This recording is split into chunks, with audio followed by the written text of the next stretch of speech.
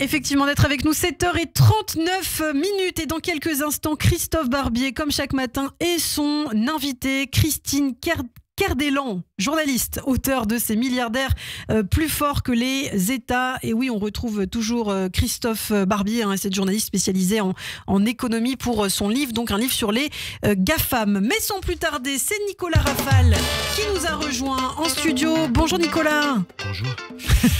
Comment ça va? Et le César du meilleur acteur est attribué à... il ouvre la lettre. Des cachettes. Il faut... Emmanuel Macron pour Anatomie d'une chute des prix du lait. La musique. Ah ouais. Ouais, c'est la récompense de 7 années de travail, un abattage, une palette de jeux, aussi à l'aise dans le lyrisme, l'émotion, la colère retenue en bras de chemise, le moment de suspension et le monologue interminable. On l'avait vu également dans En attendant Godrèche, également dans Adieu poulet ukrainien, il était bien aussi dans Le Mépris 2, voilà bien sûr, et dans Boule qui est, il était superbe. Bravo, quel comédien! Merci. Une machine à discourir. Très belle prestation samedi sur le salon. Et il y a eu du love quand même. Ouais. Il y a eu Bernard, Robert, Xavier.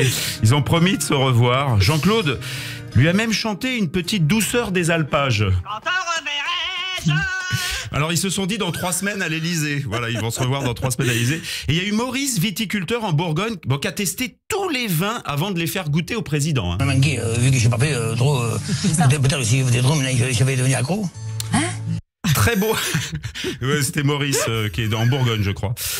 Très beau monoba du président. Un monoba c'est un débat mais tout seul. Ah ok. C'est un monoba. Ouais. Il aime parler seul. Après ces 3 cérémonies d'hommage aux victimes, Badinter, Manouchian, il peut reprendre la direction de Roch Éclair, vous avez vu. J'aime à l'imaginer le soir au moment de passer au lit pendant le brossage des dents. Cette brosse à dents. Cette simple brosse à dents qui fait des allers-retours sur ses molaires, fatiguées d'avoir vu la vie, ses canines usées d'avoir mâché tant de haine. Puis après, enfin, il va se coucher. Ma chère compatriote, rejoindre enfin le peuple de la nuit, fermer les yeux sur le jour et laisser l'ombre faire son œuvre régénératrice. Au dîner, il avait déjà commenté le pain. Ah ouais, tous ces meuniers de France, tous ces artisans de la baguette qui ne comptent pas leur peine, ces FTP, MOI de la tradition, ces résistants de la meule, entrez tous ici dans cette corbeille à pain. Et les conseillers qui doivent lui dire, vous savez, monsieur le président, peut-être essayer de parler un peu plus simplement. On sent qu'un fossé se creuse entre le peuple et les élites, c'est-à-dire vous. Il faut parler, monsieur le président, au corps intermédiaire. Ah, les corps intermédiaires. Gérard Miller me disait encore récemment, j'aime tous les types de corps, même intermédiaires. Samedi encore, au salon de l'agriculture, on l'a vu parler à oreillette. Boulquiès qui parle à oreillette. C'est rigolo quand même.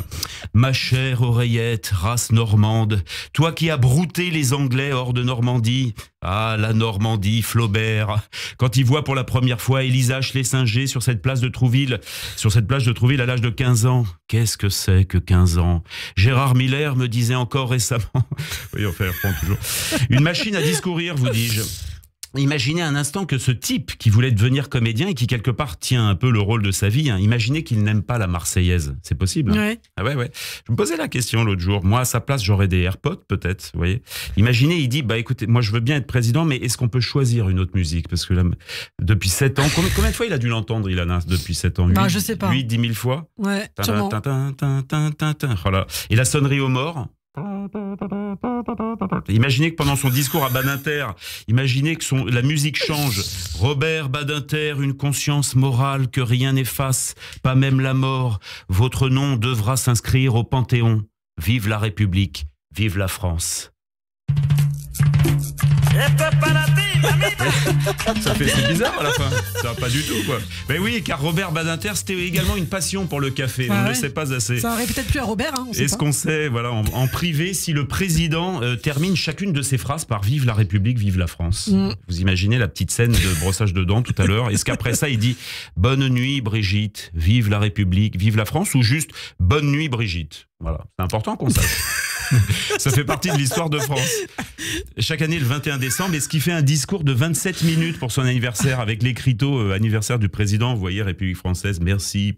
En tout cas, voilà, c'était donc les Césars vendredi, d'où cette chronique cinéma. Et cette année, Vanessa Paradis ne s'est pas trompée. Voilà, c'était bien Judith, elle s'était gourée il y a quelques années. Et Judith Godrèche, Judith Henry.